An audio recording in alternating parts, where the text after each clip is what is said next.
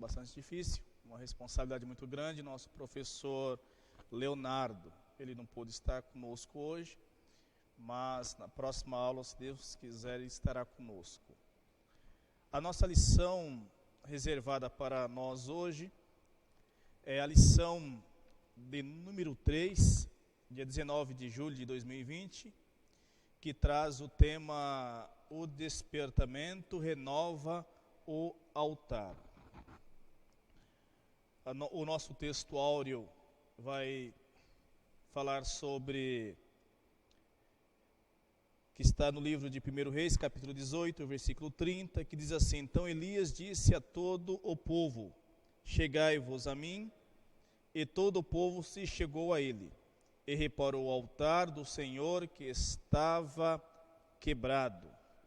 A nossa verdade prática diz assim: Satanás jamais derrotará o crente cujo altar é constantemente renovado pelo Espírito. A nossa leitura em classe está em Esdras, capítulo de número 3, o versículo do 2 ao 10, e após o versículo do 10 ao 13, que diz assim: E levantou-se Jesua, filho de Josadaque, e seus irmãos, os sacerdotes, e Zorobabel, filho de Sealtiel, e seus irmãos edificaram o altar de Deus de Israel, para oferecerem sobre ele holocaustos, como está escrito na lei de Moisés, o homem de Deus. E firmaram o altar sobre as suas bases, porque o terror estava sobre eles, por causa dos povos das terras. E ofereceram sobre ele holocaustos ao Senhor, holocausto de manhã e de tarde, e celebraram a festa dos tabernáculos, como está escrito, e ofereceram holocausto de dia em dia, por ordem conforme o rito, cada coisa no seu dia. E depois disso o holocausto continuou, e os da luas novas, e de todas as solenidades consagradas ao Senhor, como também de qualquer que oferecia oferta voluntária ao Senhor. Quando mais os edificadores lançaram os alicerces do templo do Senhor, então apresentaram-se os sacerdotes, já paramentados e com trombetas, e os levitas, filhos de Asaf, com saltérios, para louvarem ao Senhor, conforme a instituição de Davi, rei de Israel. E cantavam a reveses, louvando e celebrando ao Senhor, porque é bom, porque a sua benignidade dura para sempre sobre Israel. E todo o povo jubilou com grande júbilo, quando louvou o Senhor, pela fundação da casa do Senhor. Porém, muitos dos sacerdotes e levitas, e chefe dos pais, já velhos, que viram a primeira casa sobre o seu fundamento, vendo perante os seus olhos esta casa, choraram em altas vozes, mas muitos levantaram as vozes com júbilo e alegria, de maneira que não discernia o povo as vozes de alegria das vozes do choro do povo, porque o povo jubilava com tão grande júbilo, que as vozes se ouviam de muito longe. Amém. Irmãos, antes de nós começarmos a explanar esta lição, vamos fazer uma breve oração, pedindo que o Senhor mais uma vez venha nos ajudar, nos iluminar e dar a inspiração da Tua palavra. Oremos. Senhor Deus, te agradecemos por mais esta oportunidade que o Senhor nos deu, te agradecemos por esse dia que o Senhor mais uma vez assim nos deu o privilégio de nós levantarmos. Somos gratos por tudo, Senhor. E agora, neste momento que nós estamos aqui na tua casa, pedimos mais uma vez a tua graça, a tua ajuda, a tua direção e a inspiração da tua palavra. Mais uma vez, venha nos ajudar, e o que o teu Espírito Santo que está conosco, mais uma vez, venha falar em cada coração. É o que nós pedimos e te agradecemos. Amém, Senhor. Nós temos uma leitura muito importante para que nós possamos explanar aqui nesta manhã, que traz o tema: o despertamento renova o altar. A nossa introdução diz assim: nesta lição iremos meditar sobre um fato que caracteriza o verdadeiro despertamento. Trata-se da necessidade que os homens passam a sentir de se chegarem mais perto do altar de Deus, a fim de estarem cada vez mais perto de Deus. Nós iremos falar nesta manhã sobre o despertamento espiritual e sobre a renovação ou o conserto do altar. Antes de nós adentrarmos, quero dizer algo para os irmãos, que o inimigo quer que a igreja adormeça espiritualmente, mas que ela pensa que ela está viva. De maneira nenhuma o inimigo vai querer se mostrar trabalhando. A vontade do inimigo é que a igreja não perceba-se que ele está trabalhando, que a igreja acha que ela está na sua melhor fase, que a igreja acha que está tudo bem. Aí, quando a igreja acha que está tudo bem, ele está trabalhando sorrateiramente. Não esqueça disso. O inimigo, ele trabalha sorrateiramente. Ele não quer se mostrar que ele está trabalhando. Ele quer que muitos digam: não, é assim mesmo, isso é consequência do destino. Não precisa, para que orar tanto? As coisas estão indo bem. O que o inimigo quer é que nós muitas das vezes achamos que as coisas estão indo bem. Indo bem, para que orar tanto? Indo bem, para que consertar o altar?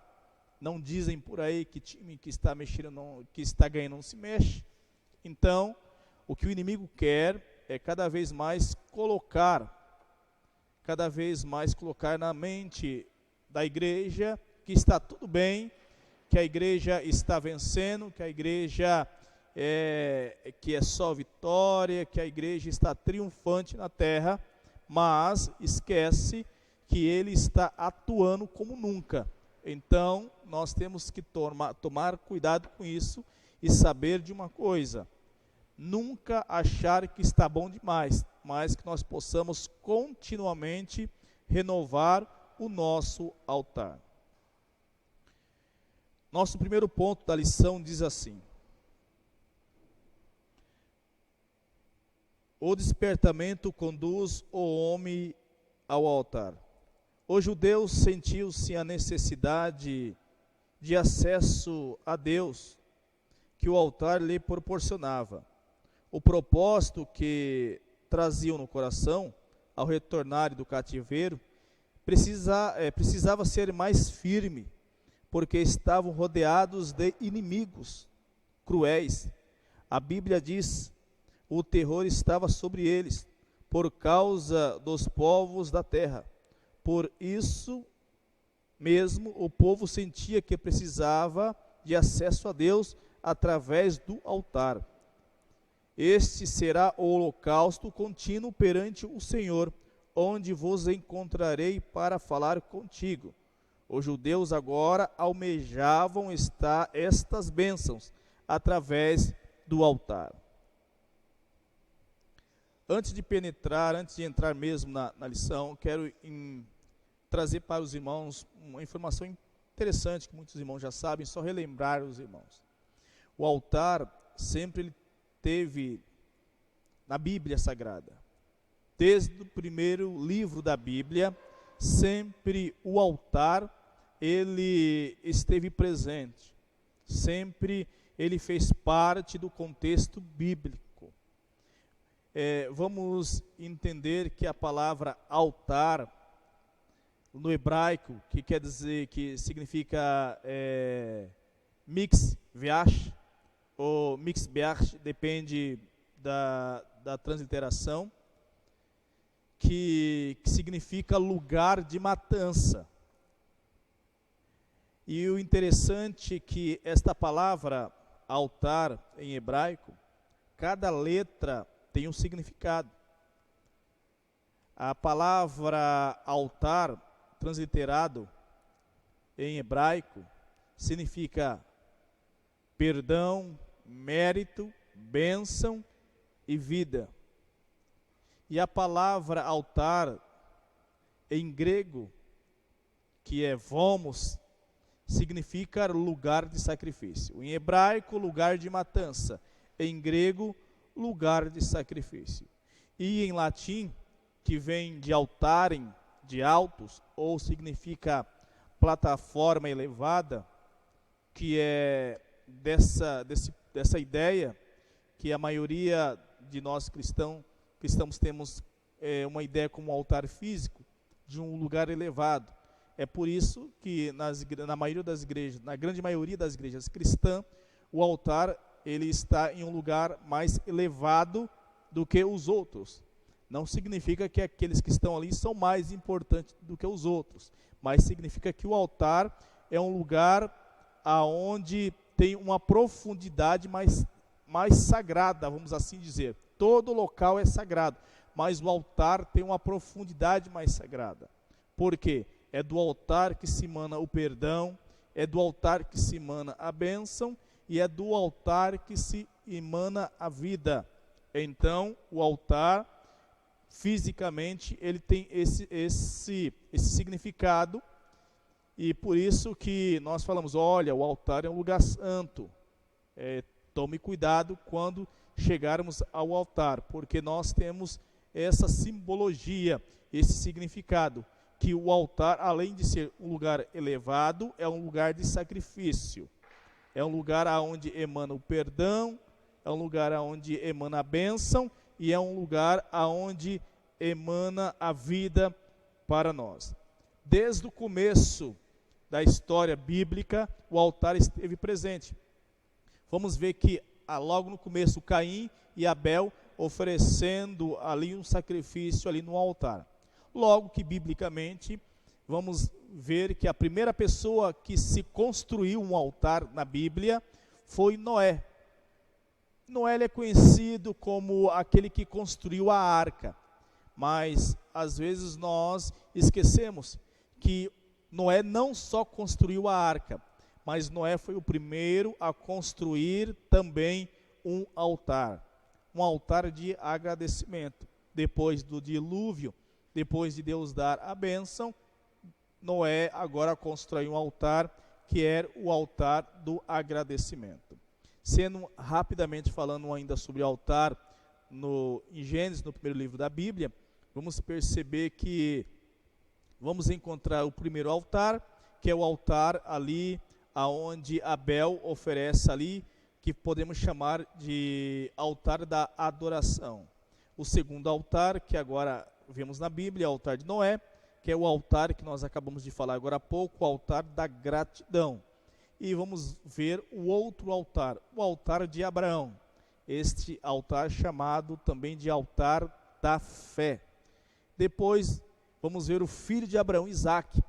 Isaque constrói um altar, chamado altar da superação. E só uma ressalva aqui sobre Isaque, uma coisa interessante. Isaque, se tinha alguém na Bíblia que de repente poderia dizer, eu não quero saber de altar, eu tenho trauma sobre altar, era Isaque. Isaque quase foi oferecido como um sacrifício vivo. Isaque quase foi imolado, quase foi sacrificado no altar. Nem por isso Isaque ficou com trauma, ao contrário, ele levou isso para o lado bom, conseguiu tirar coisas boas daí. Isaque também foi um grande construtor de altar, e podemos chamar altar da superação. E Jacó, que construiu um altar, que tem um altar muito interessante, que é o altar do compromisso. Poderíamos enumerar várias expressões, mas vamos ficar, por enquanto só nessas. Altar da adoração, da gratidão, da fé e do compromisso. Significa o que isso? Significa que o altar sempre está presente em nossas vidas em todos os momentos. Em todos os momentos o altar está lá. Se eu estou alegre, se eu estou feliz, eu agradeço a Deus pelo altar, no altar do agradecimento.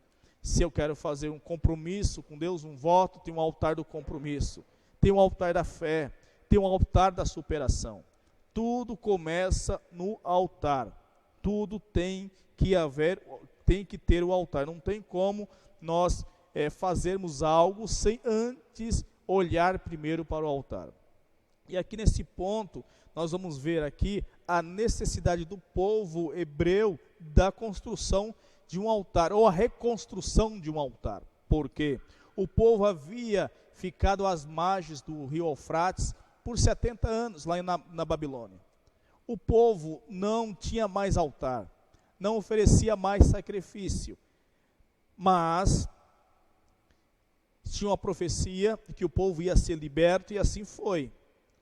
Quando Ciro toma conta agora do altar, agora ele lê a profecia e vê que ele tem que libertar o povo, e ele liberta o povo, e o povo volta para as suas terras.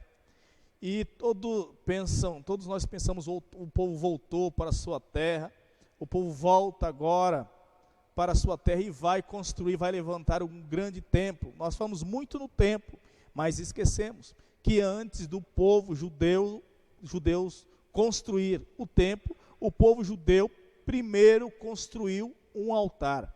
Antes do povo começar uma grande obra, o povo teve que começar primeiro com o altar.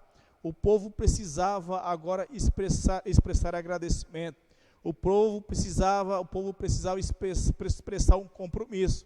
E o povo ia fazer isso através do altar. Por isso havia essa necessidade. Antes do povo começar a construir o templo, o povo primeiro construiu o altar. O segundo tópico fala assim: todos os despertamentos genuínos começam com a restauração do altar. Temos na Bíblia vários exemplos. Vejamos, no tempo de Elias, do rei Acabe, no encontro com os profetas de Baal, a primeira coisa que Elias fez foi reparar o altar que estava quebrado. Depois sacrificou sobre ele e orou a Deus. O fogo desceu e o povo exclamou: só o Senhor é Deus, só o Senhor é Deus.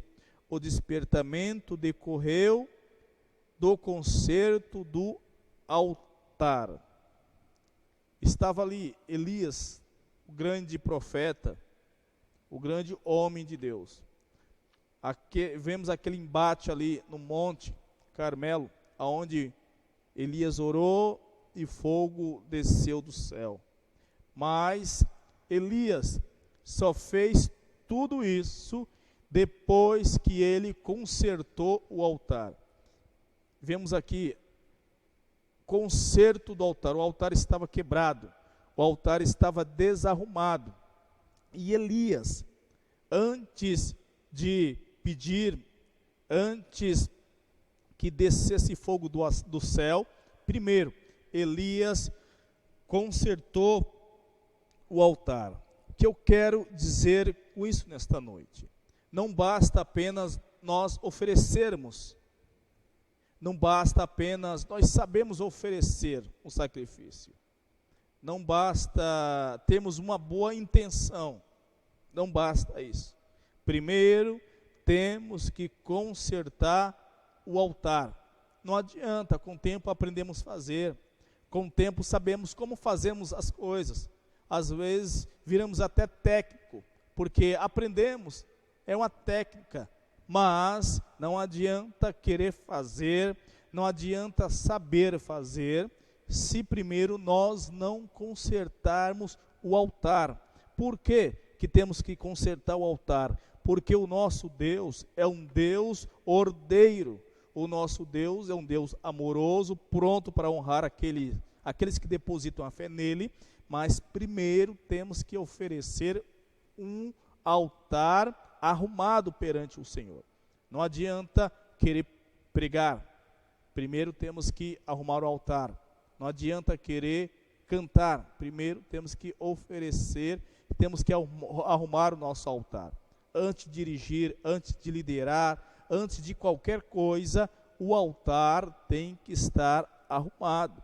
É por isso que Paulo escreve nas suas cartas aos Romanos, no capítulo 12 e no verso 1, ele diz bem assim: rogo-vos, pois, irmãos, pelas misericórdias de Deus, que apresenteis o vosso corpo por sacrifício vivo, santo e agradável a Deus, que é o vosso culto racional. Então, antes de qualquer coisa, temos que primeiro consertar o nosso altar. E continuando aqui, diz assim: mandou purificar o templo, tirar fora toda a imundícia, purificar o altar do holocausto, que havia sido substituído no reinado de seu antecessor Acás, por um altar construído com modelo copiado. Resumindo aqui, primeiro vemos o altar, o conserto do altar, e agora vemos a purificação do templo, ou a purificação do altar. Consertar e purificar o altar. O altar tem que ser purificado. Lá em 1 Coríntios, capítulo 7, versículo 1, diz assim: purifiquemo-nos de toda impureza, tanto da carne como do espírito, aperfeiçoando a nossa santidade no temor de Deus. Interessante que na Bíblia também tem uma passagem muito clássica, ou duas passagens, que às vezes nós confundimos e achamos que é apenas a repetição de mais uma passagem. Lá no Novo Testamento, vamos encontrar Jesus por duas vezes purificando o templo. Veja lá em Mateus, no seu capítulo 21, vamos encontrar Jesus no capítulo 21, e vamos ver a partir do versículo 12, diz assim: e entrou Jesus no templo de Deus, expulsou todos que vendiam e compravam no templo, e derribou as mesas dos cambistas e as cadeiras dos que vendiam pombas, e disse-lhe: está escrito, a minha casa será chamada casa de oração, mas vós tendes convertido em covios de ladrões. Veja, Jesus purificando, Jesus limpando o templo. Jesus, se tem alguém que limpa o templo, é Jesus. Jesus é zeloso, e por duas vezes ele fez isto.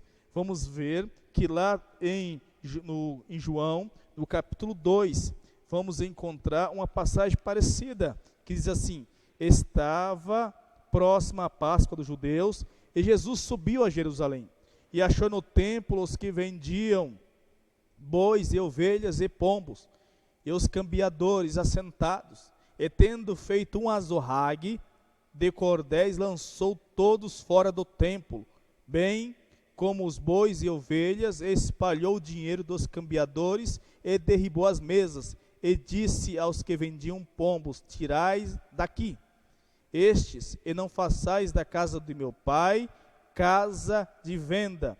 E os seus discípulos lembraram-se do que está escrito: o zelo da tua casa me devorará. Por duas vezes Jesus purifica o templo. Não é a mesma passagem. Na primeira passagem, se você perceber e se ater aos detalhes, Jesus está no começo do seu ministério. Ele adentra o templo e purifica o templo. E na segunda passagem, Jesus já está findando o seu ministério. Jesus agora adentra o templo, e ele também purifica o templo, ali derrubando as mesas, Tanto que em nenhuma das situações, Jesus não só derruba as mesas, mas Jesus prepara ali um bom chicote, e ele, além de derrubar as mesas, Jesus ali também dá umas chicotadas naqueles que estão ali vendendo, que estão ali profanando o seu templo. Que eu quero rapidamente dizer aqui: Jesus é um Deus, Jesus é ordeiro. Jesus quer que a sua casa seja chamada casa de oração, seja uma casa purificada. Temos que tirar tudo aquilo que não agrada a Deus. E nós também somos o templo do Espírito. Nós também temos que oferecer um sacrifício vivo para com Deus. Será que antes de Jesus adentrar no nosso templo, ele não tem que fazer uma limpeza? Será que Jesus, antes de adentrar no nosso templo, Jesus não tem que purificar? Que nós possamos fazer uma rápida reflexão. Jesus, nós como um templo, Jesus adentrando o nosso templo, o que Jesus teria que tirar? O que Jesus teria que jogar fora, virar a mesa, para que o seu templo seja purificado? E continuando aqui, vimos aqui primeiro o conserto do templo, a purificação do templo, e agora vamos falar sobre o segundo tópico, mas antes do segundo tópico, a parte C fala assim: quando os judeus voltaram do cativeiro, construíram um altar sobre as suas antigas bases. Só até aqui para a gente resumir essa lição aqui. Eles voltaram do cativeiro e agora eles vão construir o templo. Agora, o interessante é que eles não vão construir o templo em qualquer local ou em qualquer lugar. Eles vão construir o templo aonde estava construídos os templos que foram derribados. E o que eles fizeram? Eles construíram o templo sobre as antigas bases. Eles não desprezaram as antigas bases. Eu acho interessante um escritor chamado Martin Lloyd-Jones, ele diz assim: a maior lição que a reforma protestante tem a nos ensinar é justamente que o segredo do sucesso da esfera da igreja e das coisas do Espírito é olhar para trás. A reforma só teve sucesso porque os reformadores, e entre ele Martinho Lutero e outro, João Hus, só teve sucesso. Por quê? Porque eles olharam para trás e viram que lá atrás tinham coisas boas, tinham que voltar, como diz lá em Jeremias, às veredas antigas, que eu quero rapidamente aplicar para nós hoje. Às vezes nós hoje, da nova geração, já está chegando outra geração, nós não queremos tudo novo, parece que o que ficou para trás já não vale mais a pena, não presta, agora temos que inovar, é só coisas novas. Mas esquecemos que se nós chegamos até aqui, é porque foram construídas bases lá atrás. Então temos, como diz o nosso pastor em alguns ensinos, nós temos que ter retrovisor, nós temos que olhar no para-brisa, porque já pensou um carro sem retrovisor, um carro sem para-brisa? Há um grande perigo, não tem como ele circular, porque há dois grandes perigos. O primeiro perigo dele colidir ou ser colidido. Não tem como nós avançarmos sem que nós possamos olhar para o para-brisa. Só que tem uma coisa, a minha geração vai passar, eu vou passar, você que está me ouvindo vai passar, vai vir a nova geração. E a pergunta, será que a nova geração vai poder olhar para trás com orgulho? Será que nós vamos conseguir passar esse bastão com orgulho, para aqueles que vão pegar o bastão mais na frente, possam se sentir encorajado a caminhar, e quando em um dado momento da sua caminhada sentir-se triste, angustiado, ele poder olhar para trás e dizer: olha, foi feito um grande trabalho lá atrás, foi feito algo muito grande lá atrás, eu não posso deixar esse bastão cair aqui na minha mão, porque foi feito um grande trabalho lá atrás. Então não deixe que a nova geração entre sem você ter feito um grande trabalho. sem que as pessoas olhem para trás com orgulho. Nós somos responsáveis pelas novas gerações que virão. Nós somos responsáveis pelas bases que nós pegamos dos antecessores. Para nós foi um pouco mais fácil. Nós sabemos, aqueles que são mais antigos, aqueles que têm mais tempo, sabem que não era tão fácil. Nós pegamos as coisas praticamente quase tudo pronto. Não que seja fácil, que é difícil manter. Hoje em dia está mais difícil manter do que construir. Mas que nós possamos deixar um grande legado para a nova geração que vai vir.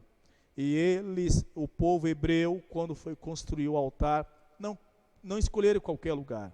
Escolheram as veredas antigas, ou escolheram as bases antigas para que eles levantassem um altar.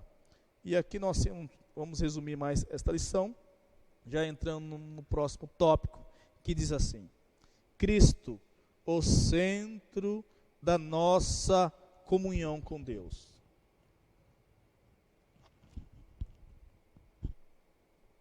No tempo do Antigo Testamento, o altar era um ponto central do culto a Deus.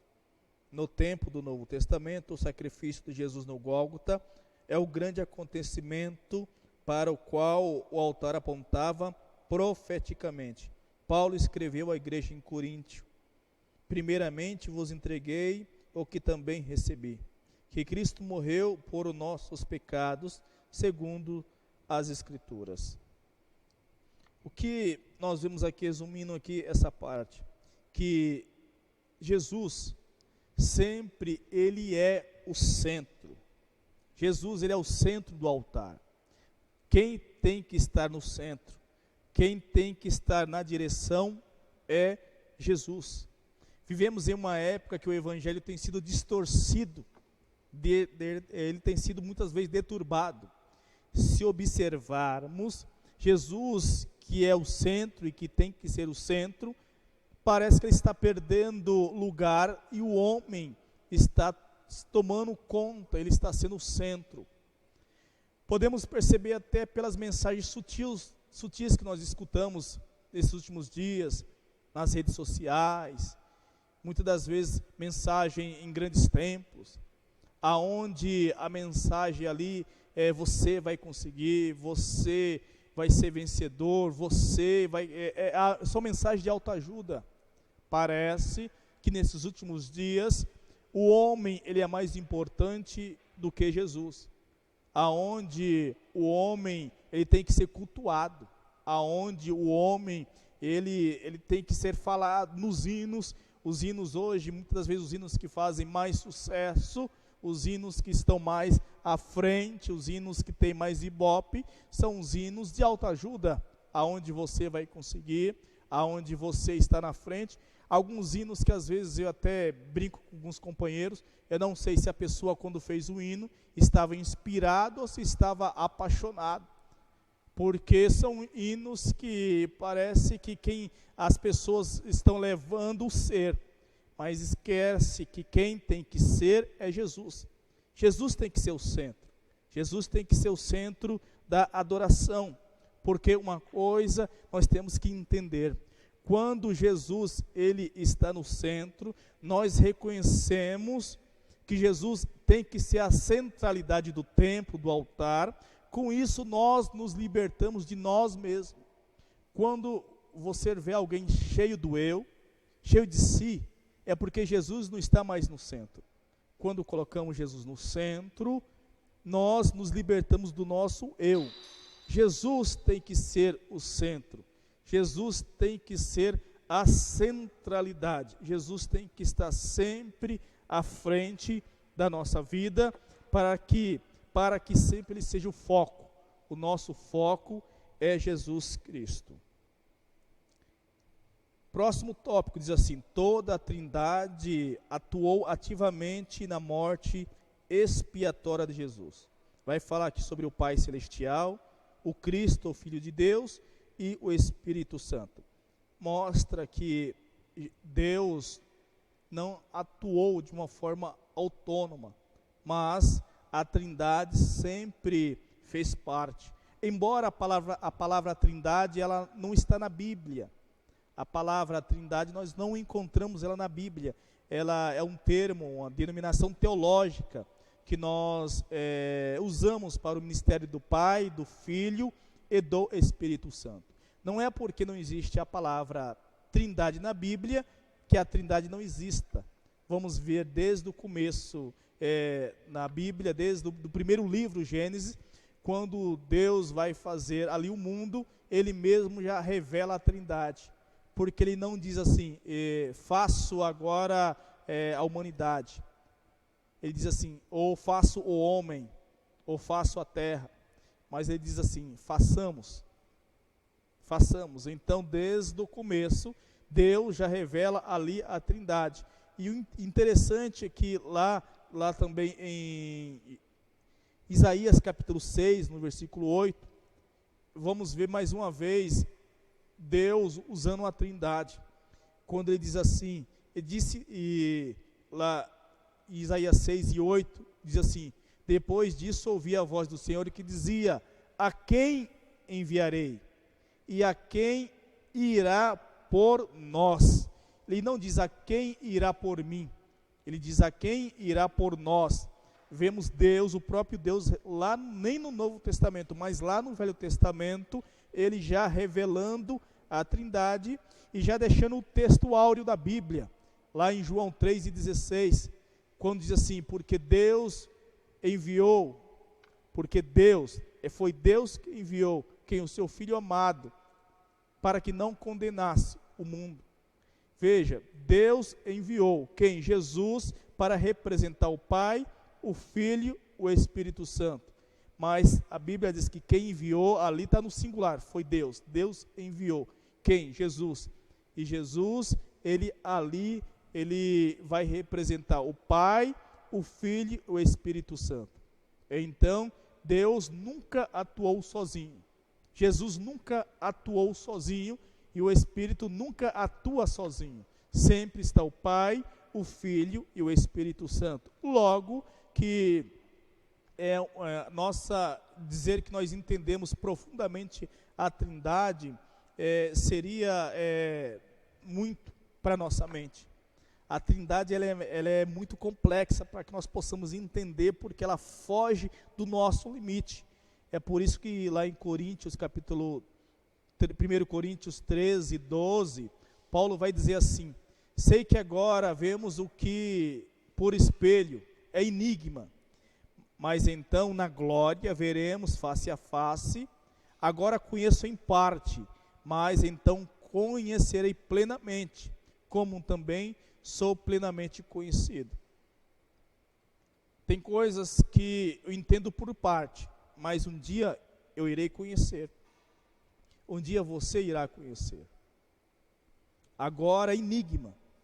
Nós conhecemos, nós tentamos entender, explicar, mas até onde o nosso limite vai? Até onde a nossa capacidade vai? Mas um dia, nós conheceremos Ele face a face, assim como Ele é. Segundo tópico diz assim, o Espírito Santo quer pelo despertamento mostrar aos homens a grande vitória de Jesus no Gólgota. E divide em 3 partes, dizendo aqui que o Espírito Santo quer iluminar o entendimento dos homens para essa grande realidade. Então, o Espírito revela, o Espírito explica e o Espírito penetra. A, o Espírito revela. B, o Espírito ensina. C, o Espírito explica. E vamos ver a parte D, que o Espírito penetra. Sendo bem resumido, o Espírito, ele que revela. O Espírito Santo é um revelador. E ninguém pode receber o Espírito sem receber a revelação. O Espírito Santo é quem revela. Nós só conhecemos Jesus Cristo através da revelação do Espírito Santo. A revelação é uma comunicação de Deus aos seus filhos na terra. é uma das grandes bênçãos associada ao dom e à companhia constante do Espírito Santo. Nós só conhecemos Jesus através do Espírito Santo. O Espírito Santo é quem revela, é o Espírito Santo da revelação. É o Espírito que revela e é o Espírito que discerne. Nós só temos discernimento através do Espírito Santo. E diz assim, que nesse tópico que é o Espírito que ensina, o Espírito Santo de Deus que habita em você, o qual te orienta e te ensina a verdade sobre Deus, pois que ele te revelará todas as coisas. Lá em João capítulo 14, 26 diz assim: mas aquele Consolador, o Espírito Santo, que o Pai enviará em meu nome, esse vos ensinará todas as coisas e vos fará lembrar tudo quanto tenho dito. É o Espírito Santo que ensina. O Espírito Santo, ele revela, o Espírito Santo, ele ensina. E o Espírito Santo, ele explica. Não é a mesma coisa? Não parece redundante? O Espírito Santo ensina e o Espírito Santo explica? Não, há uma pequena diferença. É ensinar, você muitas vezes, você ensina, mas explicar vai muito mais além. Explicar é você explanar.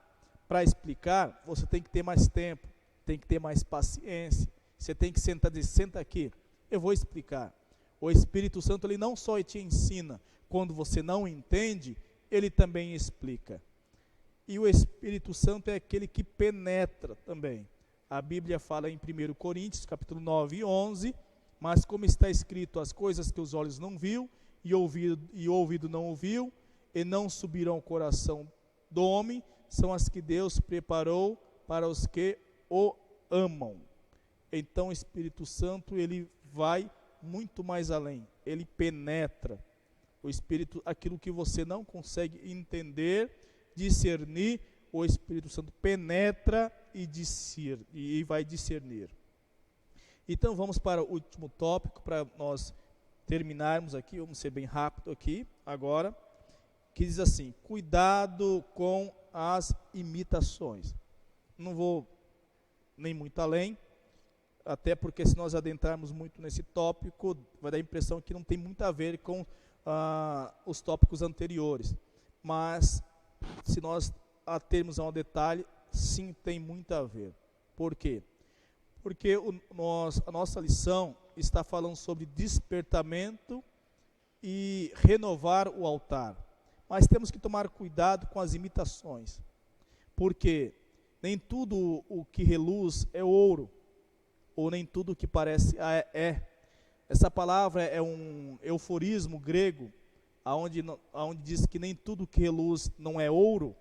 Essa palavra é muito usada, e temos que entender que isso é uma grande verdade. Nem tudo que parece que é adoração, nem tudo que parece que é palavra, nem tudo que parece que é doutrina, nem tudo que te leva a você, a nostalgia, que te embala, nem tudo, toma muito cuidado, nem tudo que parece é. E a renovação e o conserto do altar, ele tem que vir através da palavra, tem que vir através do Espírito Santo. Tudo tem que ter o Espírito Santo nos ensinando, nos dirigindo. Interessante que se você procurar no dicionário a palavra ouro, você vai encontrar a palavra ouropel. O que é ouropel? Se você ler lá no dicionário, diz assim, é um latão reluzente que imita o ouro. E alguns chamam esse ouro até ouro de tolo. Parece muito com ouro, mas não é ouro, é um ouropel, é um ouro de tolo. Reluz, parece ouro. Nem tudo que parece que é ouro. Então, temos que tomar cuidado com as imitações. Vamos tomar muito cuidado com isso. Temos que renovar o nosso altar. Temos que termos um despertamento, temos que ter um grande despertamento espiritual, mas com base na palavra. Tomarmos muito cuidado com esses avivalistas, com esses coaches que aparecem nesses últimos dias, porque é muito mais fácil para alguns trazer aquela palavra que vai te fazer chorar, te emocionar, do que trazer aquela palavra que vai fazer você mudar de atitude, mudar de vida, ter um conserto com Deus. Temos que renovar nosso altar, temos que renovar, temos que tomar atitudes. É isso que a palavra de hoje vai trazer para nós. Nós temos que trazer um sacrifício vivo perante ao Senhor. Antes de ofertar, antes de Deus se preocupar com a tua oferta, com o teu louvor, com a tua adoração, Deus vai se preocupar primeiro com o teu altar. Antes de Deus se preocupar com a tua oferta, Deus se preocupa primeiro com o ofertante. Deus se preocupa com você, quem você é, o que você tem a oferecer. Então, muito cuidado com as imitações. Então, é esta a palavra que eu quero trazer para os irmãos nesta noite, nessa manhã, me perdoe, que Deus continue abençoando a vida dos irmãos. Foi um prazer estar aqui com os irmãos, que o Espírito Santo venha falar melhor em cada coração. Na próxima aula, o nosso professor Léo já vai estar de volta, que é a lição de número 4, que vai falar sobre a construção do templo. Enfrentou oposição, que os irmãos não percam. Às vezes mesmo eu no meu serviço ali estou acompanhando, é muito bom. Que Deus continue abençoando os irmãos, que Deus continue cada vez mais, que venha falar melhor nos vossos corações. E nunca esqueça, nunca estamos bons o suficiente. Temos que sempre consertar o nosso altar. Que Deus venha abençoar a vida de cada um de vocês. Amém.